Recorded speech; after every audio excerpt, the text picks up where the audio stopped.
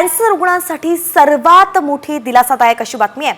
आता कॅन्सरवरती मात करणारी लस आलेली आहे। कॅन्सरवरती मात करणारी लस बनवल्याचा दावाच रशियानं केलाय।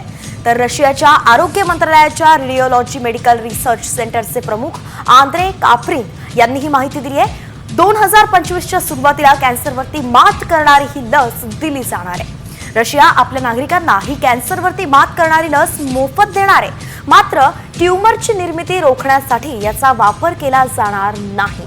ही लस कोणत्या प्रकारच्या कॅन्सरवरती उपचार करेल, ती किती प्रभावी असेल किंवा रशिया त्याची अंमलबजावणी कशी करेल हे अद्याप तरी स्पष्ट झालेलं नाहीये।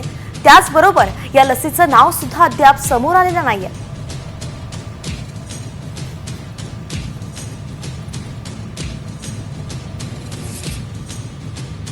तर एकंदरीतच अत्यंत महत्त्वाची अशी बातमी आहे। कॅन्सरचे रुग्ण आपण पाहतोय की दिवसेंदिवस वाढत चाललेले आहेत आणि अशामध्येच अत्यंत दिलासादायक अशी बातमी येते ती म्हणजेच आता कॅन्सरवरती मात करणारी लस आलेली आहे आणि रशियानं ही लस बनवल्याचं कळतंय।